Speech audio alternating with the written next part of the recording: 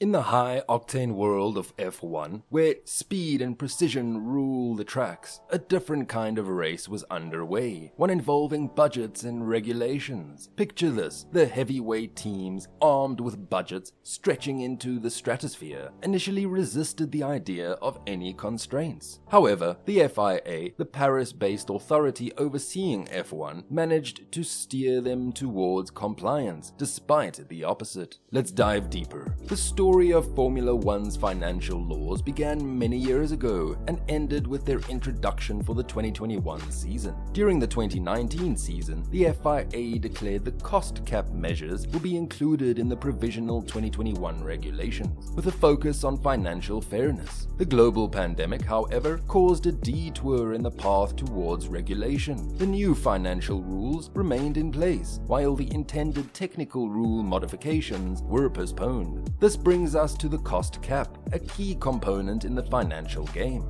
First set at a cool $175 million for the 2021 season, the cap excluded race driver fees, marketing costs, and the expenses at the top 3 salaried people inside a team. But on May 27, 2020, the threshold was reduced to $147.4 million during the COVID-19 pandemic and global economic difficulties. The 10 Formula One teams now have to comply with an annual full-year reporting deadline, which runs from January 1st to December 31st, in an effort to provide teams with a seamless transition. The FIA proposed a drug run during the 2021 season as a symbolic experiment to determine how expenses were to be reported. All teams, with the exception of Red Bull, surprisingly supported this proposal. The issue became ironic when Red Bull, the company renowned for their skill on the track, faltered in the world of financial stunts. In the first year that the regulations were in effect, they committed a minor breach because they were unable to understand the subtleties involved in classifying some expenses. Due to a mishandled tax refund and an error in other expense accounting, Red Bull was found in violation of several regulations. F1 was forced to navigate uncharted financial territory in the complex dance between regulations and racing. The trip, which was fraught with discussions, setbacks, and unexpected turns, demonstrated the sport's dedication to creating an even playing field for all teams, regardless of size. When the 2021 season came to an end, the financial laws had changed F1's dynamics and served as a reminder that despite the fast-paced nature of racing, financial responsibility is a race that every team must compete in. The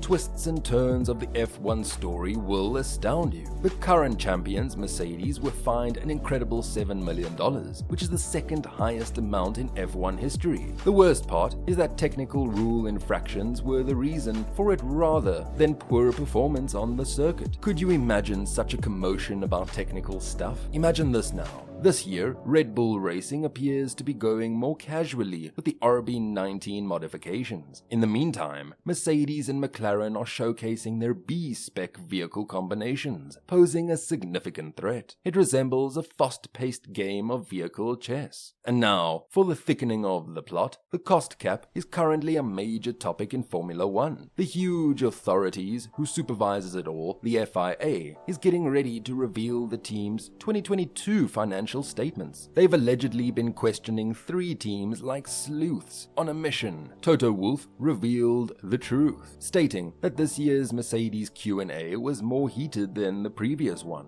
What then is the big deal with the cost cap? It's essentially F1's method of discouraging teams from going over budget. It's significant because the goal is to level the playing field and make sure that teams of all income levels aren't the only ones controlling the track. Consider a scenario in which you and your friends were racing, but one of you had a supercharged car and the other only had a standard car. Mercedes' reduction in aero testing and a $7 million fine may seem severe, but this is is just F1's way of saying, hey, everyone's got to play by the rules. It maintains equality and fairness, much like a soccer referee calling penalties. Fair enough, Red Bull's decision to offer fewer upgrades for the RB19 may have been a risk. Are they holding onto their best card for a pivotal moment? Only time will tell. Mercedes and McLaren are attempting to outsmart one another on the track by going all out with their B-spec setups in the meantime. It's obvious that the drama in F1 goes beyond the racetrack as we enjoy our coffees. There will be a lot of talk about cost caps, and teams are waiting nervously for the FIA's financial report card. It's both anxious and exhilarating, much like waiting for exam results. The FIA, the regulating organization that closely monitors the teams to guarantee fairness and respect for laws, has been the subject of much attention lately in the fascinating world of Formula 1. See it as a vigilant referee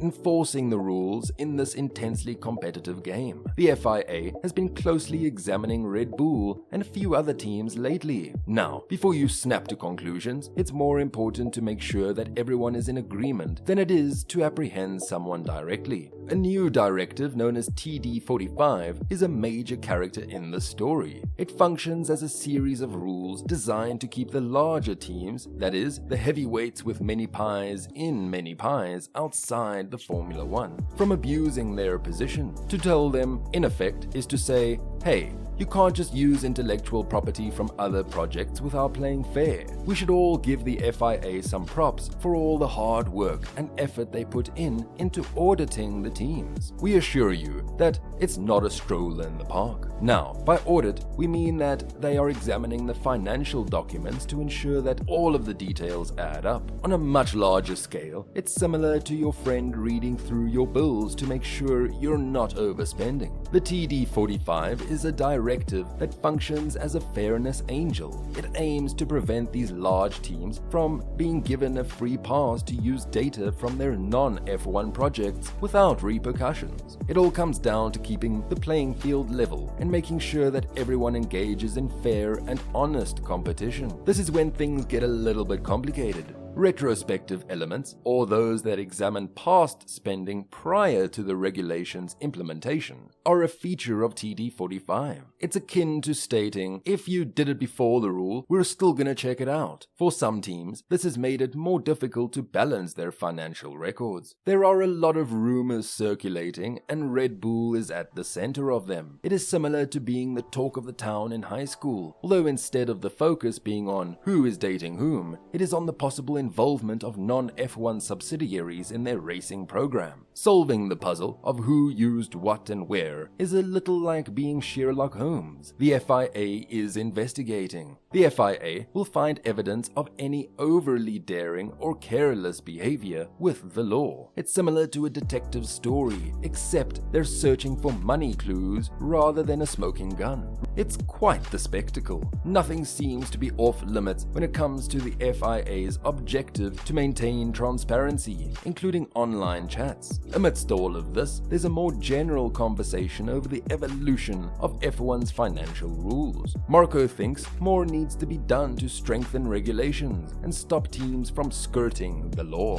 Thank you for watching. If you enjoyed our content, then like, share, and subscribe to our channel. Don't forget to mention your comments below.